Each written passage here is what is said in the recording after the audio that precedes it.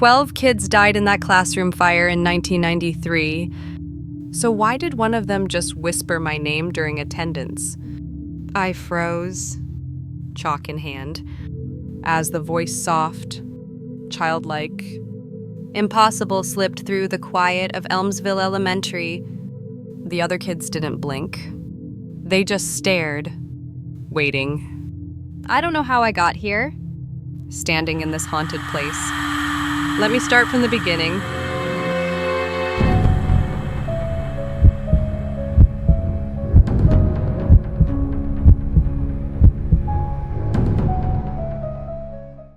I never believed in ghosts.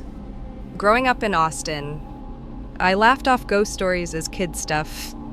Last spring, I was a substitute teacher, scraping by on short-term gigs across Texas, when Elmsville Elementary called, needing a third grade sub for a week. I didn't think twice. Small town, quick paycheck, easy. I didn't ask why they needed a sub on such short notice. Lately, schools all over Texas were scrambling too many empty desks, not enough staff. I was just another patch on a system fraying at the seams. Elmsville was a ghost of a town, lost in the Texas plains. Dusty roads wound past shuttered diners and faded billboards. Locals moved like they carried secrets, their eyes heavy with something unspoken. The school's sign was missing letters. Paint peeled off the front door like bark from a dying tree. It looked like no one had fixed anything in years, and maybe they hadn't. In towns like this, funding dries up faster than rain. When I said I was teaching at the elementary, their faces tightened. That school, they'd mutter, then change the subject. Elmsville Elementary looked like it belonged in a history book. Brown brick walls sagged under decades of sun, and murals of smiling kids peeled like old skin. Inside, the air was too still, the halls too quiet. My first morning, I walked alone, my sneakers echoing. The classroom had a broken clock, stuck at 3:17. Desks bore carved initials, and the chalkboard held faint words I couldn't erase.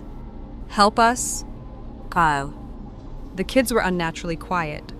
Third graders should be loud, messy, alive.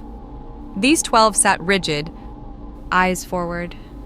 One girl, Lila, sat in the back, her brown eyes locked on a corner of the room. I asked what she saw. The lady in white, she whispered.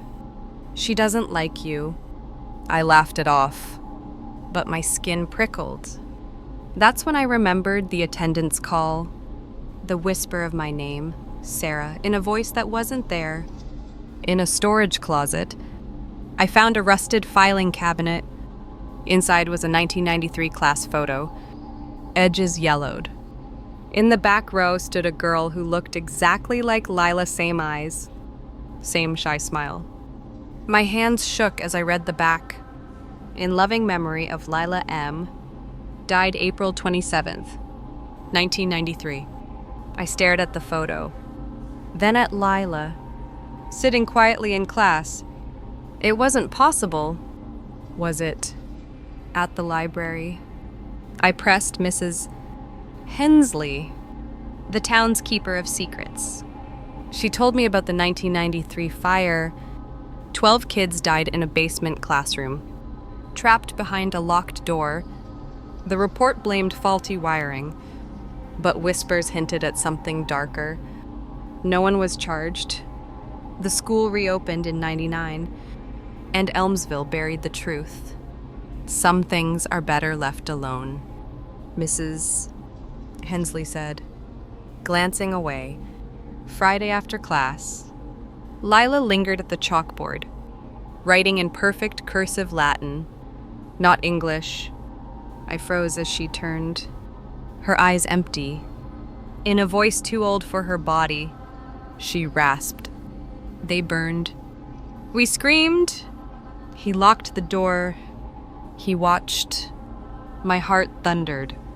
Before I could speak, She blinked, smiled, and skipped away, leaving the words behind like a warning.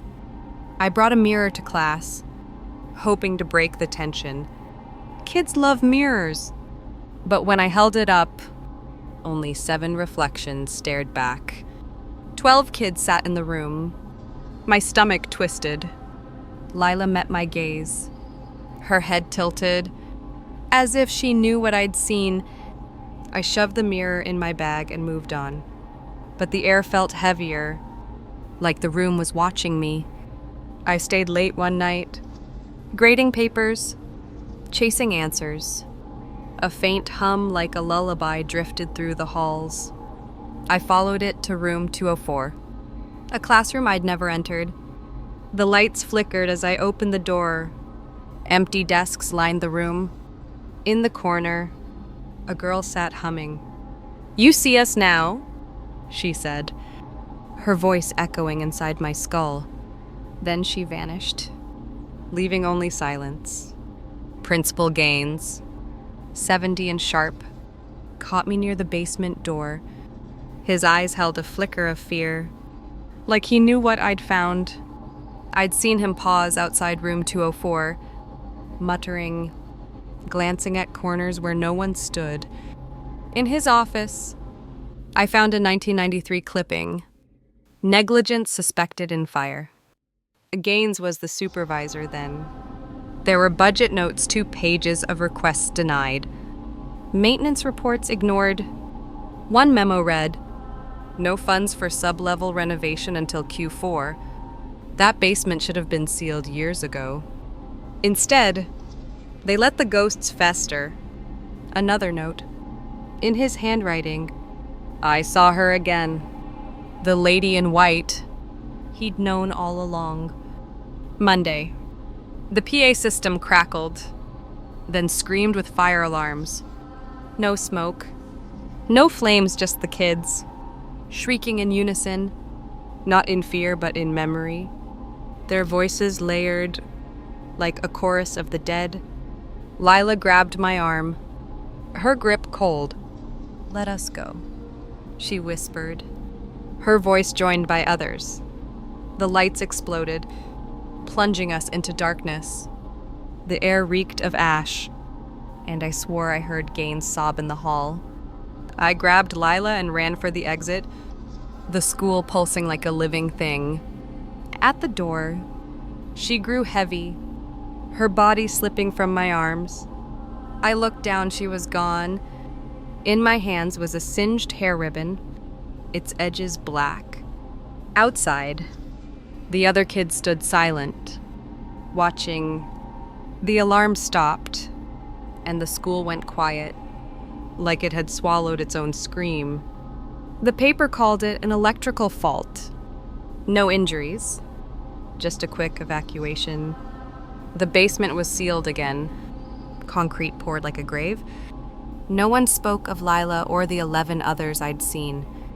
I told the story, but people looked through me, like I was the ghost. The school board issued a 1-paragraph statement. Electrical issue, all resolved. No mention of the screams. The girl, the sealed basement. Just like the funding truth was always the first thing cut. I don't teach anymore. I can't. Every night, I dream of those halls. The lullaby.